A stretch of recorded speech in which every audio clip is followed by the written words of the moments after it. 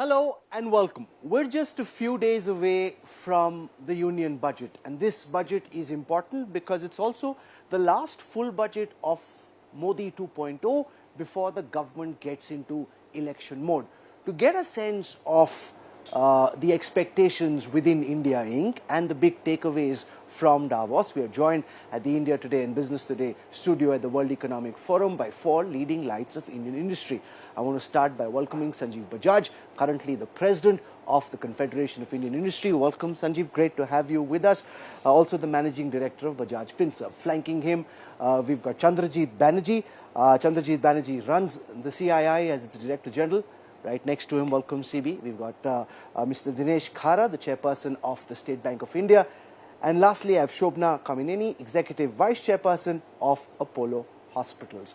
So I want to start by asking Sanjiv about the key expectations that you have from Nirmala Sitharaman and Prime Minister Modi in this budget, given especially that this is potentially the last window of opportunity before the whole government gets fully engrossed in the next elections. So Rahul, it's good to be doing this with an outside-in view, keeping in mind that we are not only in Davos, but we are in minus 10 degrees outside. I believe that this budget has to be about continuing to focus on growth with reasonable fiscal. What that means is, one, the government has played a very strong role with capex investment in infrastructure the last few years, and we hope, like last year, we see a growth in from the government side on capex by say 25 to 35%, taking to say about 10 lakh crore or so. That would provide tremendous fillip to the economy. Second is, in this period of time, on the individual side, especially at the lower income groups, people have got hit the hardest, first through the pandemic, and then inflation is biting into their pockets. So a rationalization on personal income taxes would help. And third, as the government is working towards this, start on a roadmap for prudent fiscal consolidation. So the fiscal stimulus that the government provides, it's still required, but focus it only on vulnerable groups, get to a normalized, I would say, fiscal deficit over the next 2-3 years to start that roadmap also. Chandrajit Banerjee, given the fact that the farm laws received the kind of political pushback they did, are you now apprehensive that the government might not have the appetite for big-ticket reform? We're seeing a lot of the international pundits saying this is a big moment of opportunity for India, but India must grab it by opening up even further. But given that there is an election cycle coming up, how do you see the build-up to this budget? No, I think, there is appetite for reforms, and in our discussions, we do see that the government would have to move ahead with reforms, and they are pretty much committed to it. The issue is, how do we take the states along, and how do we get the states to play ball when it comes to really implementing some of the reforms, labor, say for instance, land.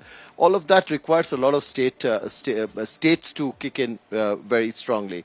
So one of the things which has worked in India has been, the way the consultations happened around GST and getting all the states together in a consultative committee mode. The GST Council is a phenomenal success story. So similarly, if we are looking to going to see reforms, and I do hope the budget will stay on the path of reforms to make it more growth oriented, but would really like to see formation of certain consultative committees like the GST Council in areas of agriculture, in areas of labor. So there is an opportunity of getting reforms done through that, is what I would believe, and to stay on course as far as the reforms is concerned. Dinesh, we're hearing from a lot of bankers that credit offtake, especially when it comes for India Inc., hasn't quite taken off in the way that banks would like. There's been over the last several years a big cleanup of balance sheets of Indian banks, both public and private. It's a big achievement. What do you think should be done in this budget by the government to ensure that we're able to get India Inc. to start investing more aggressively in the India story? Well, as far as I think as far as the banks are concerned, the balance sheets have been cleaned up. They have been very well capitalized, and also there is a significant strengthening of the risk management practices which they are adopting. And also for whatever impaired loans are there, they have been adequately provided. So that way the banks are actually very well poised to support the growth story of the country. And I would say that, of course, we have seen a decent credit growth, which was there in the second quarter of the financial year. Though third quarter results are still being presented, I expect almost similar kind of attraction going forward. There is a definite improvement in the demand side, and also the supply chain constraints are getting addressed. Capacity utilization is improving, and there's a renewed focus for the renewable energy and also for the infrastructure spending. This, I think, to my mind, these are the new levers, and they will actually need the credit support. And to my mind, we are all very well prepared to support such initiatives of the government. One of the big concerns, Shobana, at this moment is about what could potentially happen on the health sector side, given that COVID is spreading in the way that it is in China, the possibility of a mutation and the prospect of this having an impact on Indian growth prospects going forward. As far as expenditure on social sectors is concerned, where do you think the government should prioritize, given that so much emphasis has so far been laid on building up India's physical infrastructure? An interesting message I heard today in Davos was resilience requires investment. And I think that if the country is going to continue to stay resilient, especially the way that we handled the COVID in the past, we're going to have to start making good investments again in healthcare. This will have to continue. Of course, it cannot continue at the current interest rates or, being given no incentive to do so. And I think this is something that I hope that the government will finally give us an industry status. We have not got PLI, but maybe something like this, because we need investments into training more people, need investments into many areas, actually setting up physical facilities. And of course, digital health is here to stay, and I think that the government recognizes that, will do more and more into that. So that's the health perspective. In terms of a social sector and this thing, we will spend. I mean, India really is the fastest growing health insurance market in the world. And this is something that people realize. But we need to be able to incentivize them to get diagnosed earlier, to get treated earlier, and what is it that we can bring back, and I would add to Sanjeev's rationalized taxing, maybe give them incentives to keep better health and to make sure that, you can do this earlier. And you mentioned production-linked incentives, and the jury, Sanjiv, seems to be out on how effective they've been. The government thinks this is working in terms of attracting new manufacturing into India, especially in areas like electronics. I had Raghuram Rajan sitting exactly where you are yesterday, and his argument was that if you look at the value-add component, it's very limited, and this is basically subsidizing industry. It's not where India should be giving subsidies to corporates. It's not serving its purpose. How do you see the effectiveness of the government's PLI schemes? See, PLI is a start of attracting the world to India in certain core sectors where we believe we can both build capability and capacity to supply to the world. Many other countries are trying to do the same. So the first thing is it lays out a very clear agenda saying that these sectors are important to India. Second, we're supporting it through these incentive schemes. How effective has it been in your view so far? We think it started attracting tremendous amount of interest, but keep in mind that's not where it ends. We need to see that core aspects of the supply chain that go into some of these sectors, we start attracting those into India as well. And that's where both a combination of further ease of doing business and ease of reduced cost to doing business has to be done. We have to see that the coordination between centre and states, because we are seeing a number of progressive policies on the centre side, the National Single Window Clearance System, the Gati Shakti plan, but eventually a business gets set up in a state, in a particular city. So we have to get more and more states on board and do this collectively. Chandrajit Banerjee, how effective has this government intervention been, and what would be your response to the likes of Raghuram Rajan, who say this is just a sop or a dole being given out to corporates? This is not how India should be spending its money. It's not really serving as much of a purpose as the government thinks it is. Why have we brought in PLI? It's basically to give a boost to investment, all right? And at a time when there was certain global headwinds and economic headwinds. It served its purpose. It's not something which is be there forever. It'll be there for some time. It's triggered investments to come in certain sectors. And yes, of course, it's not that it's all cast in stone that this is the format in which it will be. There will be newer sectors, green, we talk about hydrogen, electrolyzers, more employment, intensive sectors, where this would be given, say, for instance, if we do an employment-linked incentives, an ELI over and above a PLI. So if you really look at, when Shobana talked about healthcare, that's an employment-intensive industry too. So there are areas where we can see ELI, PLI, being sort of redesigned to make it much more effective, but at this moment it was extremely necessary, and which has drawn investments back. Companies are today looking at a 75 to 80% capacity utilization, all set to go beyond 80 in most of the sectors, and I see this will trigger fresh investments over a period of time in quite a strong way. Potentially hold back substantial new investments in the India story is the global fear around recession.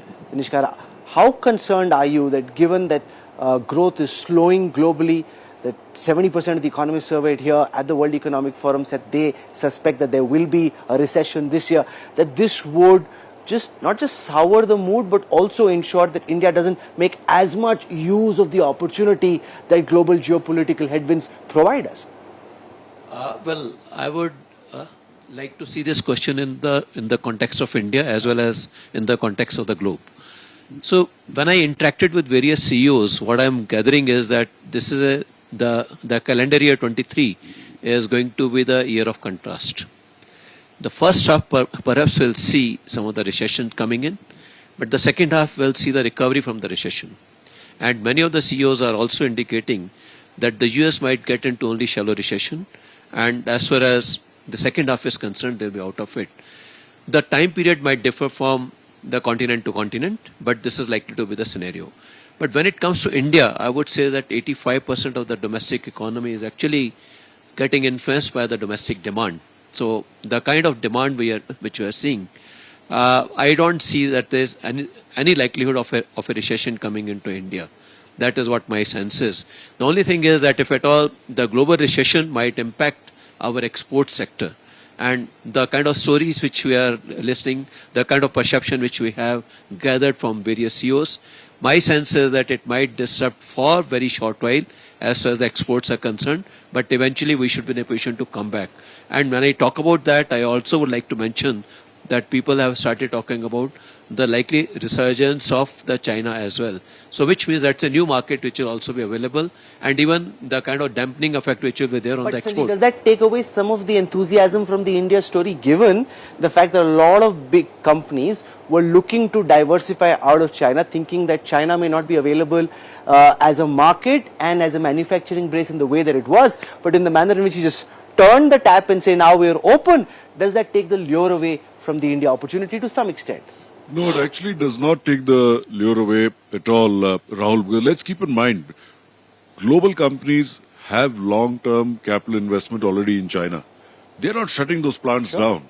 But given everything that's happened with China, they have become nervous that their over-reliance on China can hurt them, like they've seen it happening now. So incremental investment is what they're looking at in other countries, including India. So that opportunity is still very real and is available to us. Shobana, you've been coming to Davos for many years now.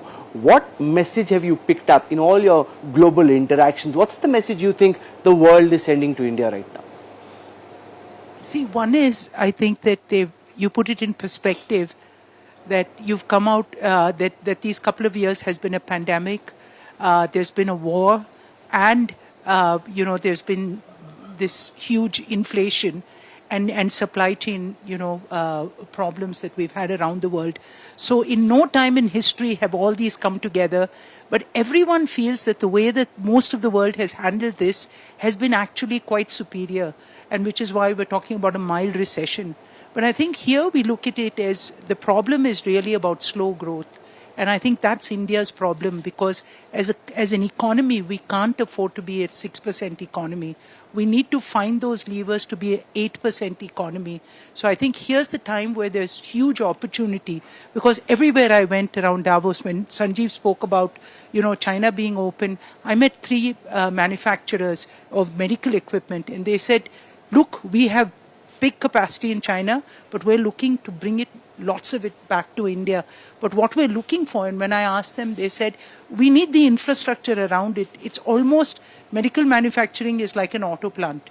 So we will just do the last end, but we need hundreds of others and that kind of thing. So here's the opportunity for India's Mittelstand to really, I mean, that's a word that we have to start using more. The smaller, the MSMEs, here's a chance for them to take the opportunity.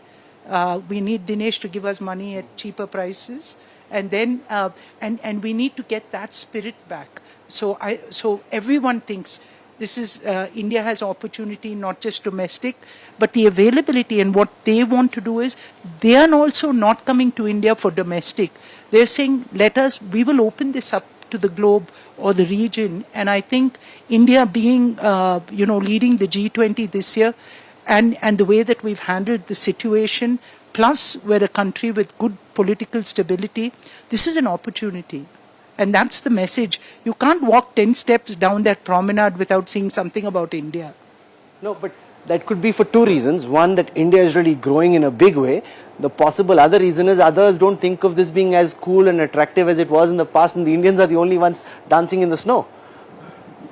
At the end of the day, we have to understand that there's some really good thought leaders here, and those that matter still will have some presence. So it's not like the spigot is completely turned off in Davos. I think that there are challenges of people coming in, and I have hope that India is making the most of the opportunity. This is often discussed, once the conference gets. So I want to discuss this on camera. The interest in India about Davos is higher than it is in other countries, quite clearly. You walk down the promenade, as you said, you can't walk. It's almost like walking in some really social part of Delhi or Mumbai. You'll meet more people than you would when you were back home.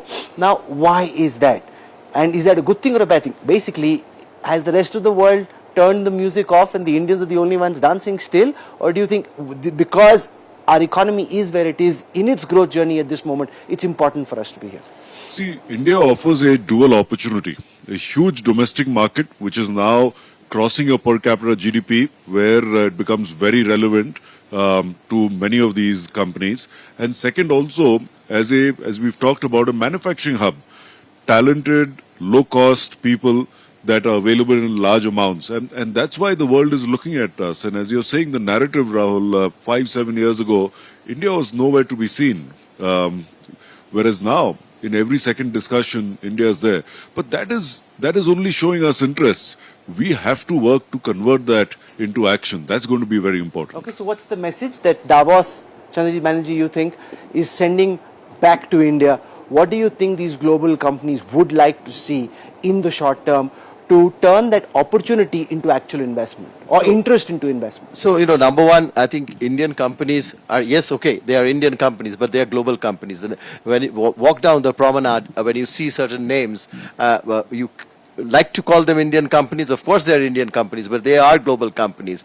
And therefore, their presence in Davos is pretty much justified from that point of view. Second, I think, we have to look at, we have to recognize that India is there right on the top. In Davos, that's what we are hearing. It's not China plus one or as an alternative to China. India on its own has a significant power to attract capital, to attract investment. And I think that's what we need to tell, that this is the new India that we have, which is investor friendly, which has a better business, better ease of doing business climate, so to say. So I think we need to, rather than just comparing ourselves and looking at an alternative destination, we should show ourselves as the destination. So much is said about the ease of doing business, Sanjiv. To what extent do you think has it actually become easier to do business in India in a measurable, tangible, quantifiable fashion? Depending on which sector one is talking about, and of course, as you know, I come from the financial services sector, which I would say was always probably much easier because there's a regulator that's already regulating that sector. But when you look at multiple other sectors also, there is clear improvement there.